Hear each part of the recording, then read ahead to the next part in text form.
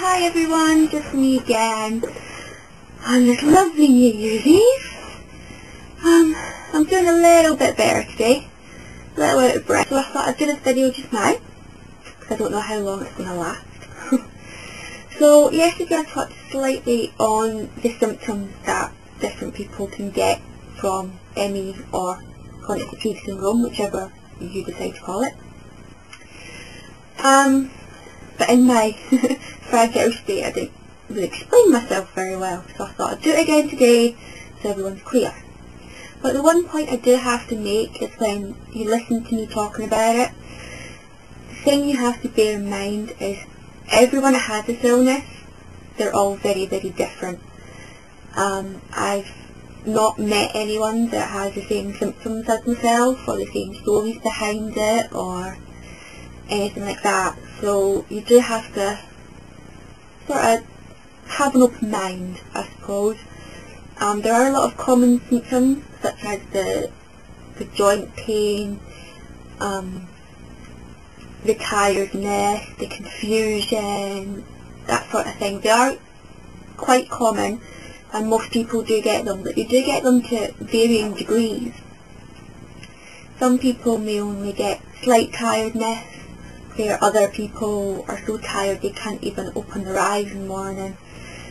So there is a very large scale, and there is a charity called AIME, which is AYME, it's the Association of Youth People with ME, and they measure it on a percentage scale, going from 0% to 100%.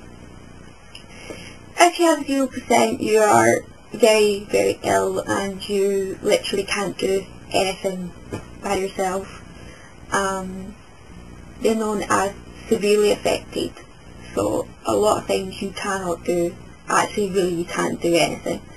If you're at 100%, then you're pretty much ME free. You may have slight symptoms as in tiredness or a bit of aching, but generally on the whole you are considered normal. I say normal because I'm not quite sure what that is, but anyway. And then if you're in the middle, so at about 50%, you're probably much like I am at the moment. We're taking away this week, this is a bit of a rough week. So you can do most things, but you do have to rest a lot. Such as I just finished a 3-month course down in Manchester to do makeup artistry and hairstyling, and I managed to go a full day from 9 in the morning until 5:30 at night with not much bother. When I came home I still managed to stay up for an extra little while, have my dinner, but come 7 o'clock I had to go to bed and I had to sleep. I couldn't really do anything, but I still did a normal sort of 9 till 5 thing. But again, everyone is completely different. The main symptoms are fatigue, and it's not a case of you've been at work or you've been at school all day and you come home, you're tired, like, oh my god, I have ME. No you don't, okay? The amount of times I've had people turn around to me and say, oh yeah, I've been really tired these last couple of days, maybe that's what I've got. No, you really haven't, you're just a little bit exhausted from what you've been doing. You don't have any. Or I've had a quid for every time someone turned around to me and said, oh, I'd love to stay in bed all the time and just sleep. Yeah, no you wouldn't.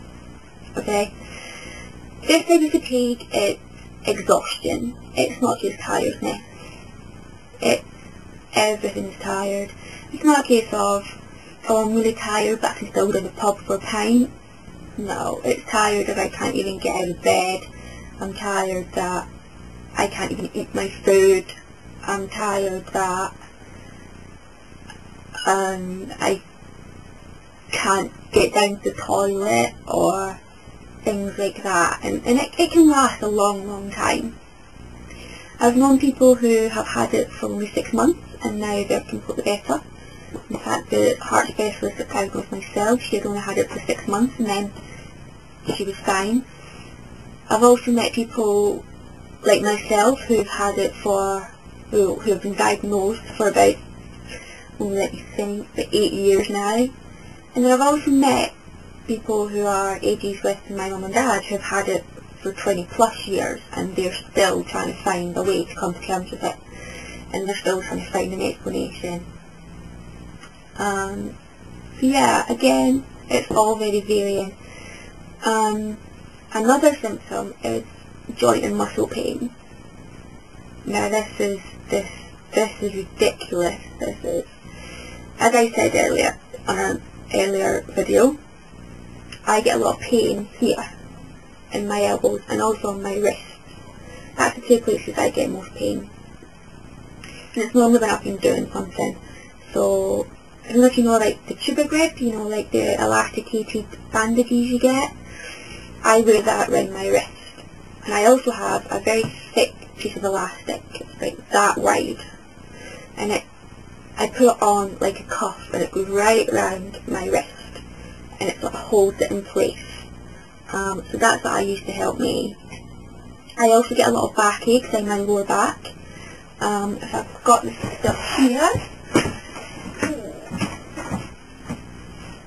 There we go. I have this gel from Nurofen. It's a bit battered and bruised, as it goes everywhere with me and goes in every bag. It's a gel that contains ibuprofen, and you put it on and it gets absorbed into your skin, as opposed to taking pills and tablets, because I don't really like taking them. My stomach isn't strong enough for them. So I do like to use this, and it does help. It's not a miracle cure like anything, especially with tablets like paracetamol, ibuprofen or the Nurofen tablets. If you take them, it can take half an hour to an hour for them to work. This is exactly the same. It's not going to get completely rid of your pain, but it will help. So I try to do a little bit of both as well. If I'm out and about and I don't have any tablets on hand because I've left them at home or I've just finished them, then I try this and it works really well.